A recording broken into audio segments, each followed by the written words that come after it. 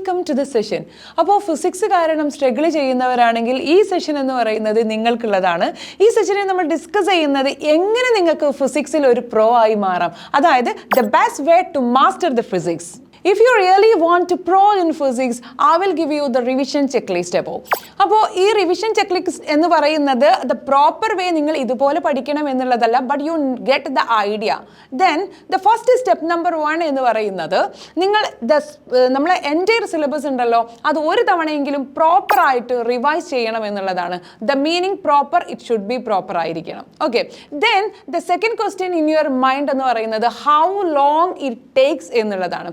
Kinetic theory 30 hours, then the Newton's laws of motion 40 hours, work power energy 40 hours, center of mass 40 hours, rotational motion 60 hours, then mechanical properties of fluids takes 40 hours, then thermal properties take 40 hours, kinematics gives you 40 hours, then electric charges 40 hours, electrostatic potential 60 hours, current electricity 60 hours, then moving charges and magnetism 40 hours, modern physics is going through the 30 hours, electromagnetic induction 40 hours, AC current 40 hours, ray optics 40 hours, EM waves 20 hours, semiconductors 30 hours, wave optics 30 hours, mechanical properties of solids 40 hours, units and dimensions 20 hours.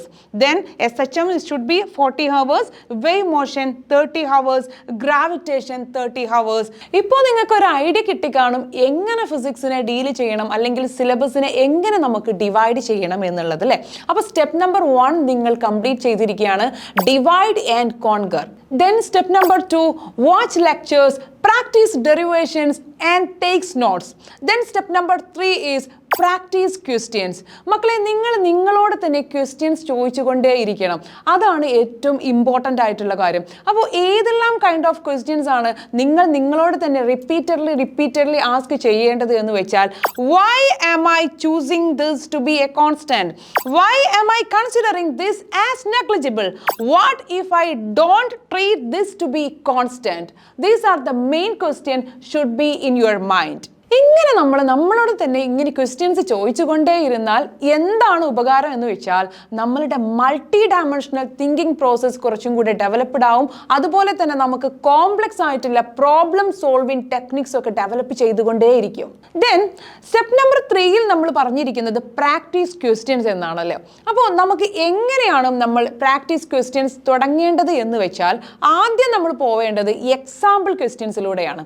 പിന്നീട് നമ്മൾ simple questions crack ചെയ്യണം. അതിനുശേഷം നമ്മൾ medium questions crack ചെയ്യണം. പിന്നീട് നമ്മൾ enter ചെയ്യേണ്ടത് difficult ക്വസ്റ്റ്യൻസിലേക്കാണ്. ഇതോടുകൂടി നമ്മൾ സ്റ്റാർട്ടിങ് മുതൽ എൻഡിങ് വരെ how to solve the practice questions എന്നുള്ള കാര്യം നിങ്ങൾക്ക് ക്ലിയർ ആയിട്ട് കിട്ടും. അപ്പോൾ നിങ്ങൾ ഓർത്തിരിക്കേണ്ട ഒരു കാര്യം എന്ന് വെച്ചാൽ മീഡിയം ക്വസ്റ്റ്യൻസും as well as the difficult questions എന്ന് പറയുന്നതും രണ്ടും നമുക്ക് ഇമ്പോർട്ടൻ്റ് ആണ്. അതായത് മീഡിയം ക്വസ്റ്റ്യൻസിലൂടെ മാത്രമേ നമ്മുടെ സ്പീഡ് ആൻഡ് ആക്യുറസി നമുക്ക് ഡെവലപ്പ് ചെയ്യാൻ പറ്റൂ. So what about the difficult question? Difficult ക്വസ്റ്റ്യൻസിലൂടെ മാത്രമേ നമുക്ക് ഇമ്പോർട്ടൻ്റ് ആയിട്ടുള്ള കോൺസെപ്റ്റുകൾ നമുക്ക് മനസ്സിലാക്കാൻ പറ്റുള്ളൂ. In the sense the to both are very important for to achieving you are in a pro in physics.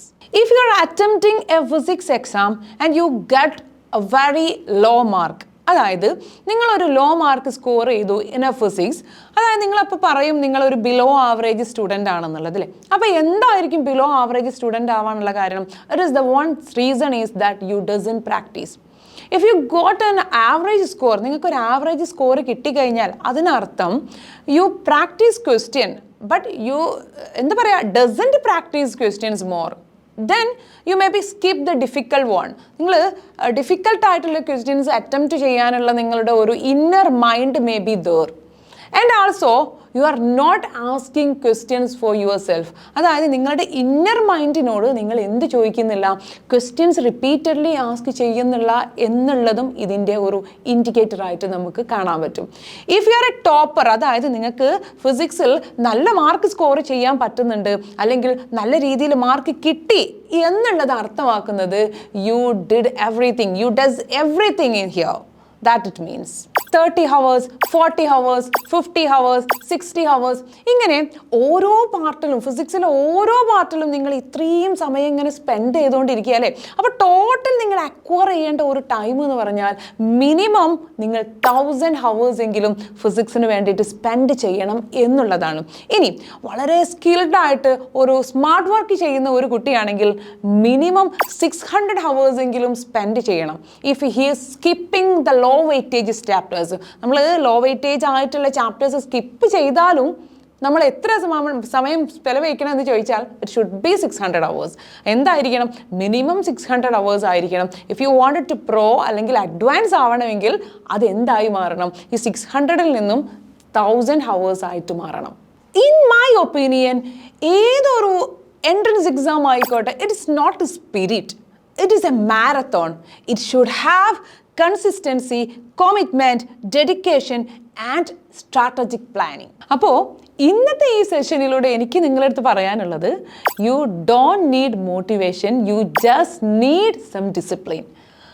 Okay, അപ്പോൾ അടുത്തൊരു സെഷനിലൂടെ വേറെ കുറച്ച് കാര്യങ്ങളും ഫിസിക്സിൽ എങ്ങനെ പ്രോ ആവാം, എങ്ങനെ അറ്റംപ്റ്റ് ചെയ്യാം, സിലബസ് ഒക്കെ കവർ ചെയ്യാം എന്നുള്ളതിനെ കുറിച്ച് നമുക്ക് വേറെ ഒരു വീഡിയോ ചെയ്യാം. അപ്പോൾ കാണും വരേക്കും സൈനിങ് ഓഫ് ജയഫ്.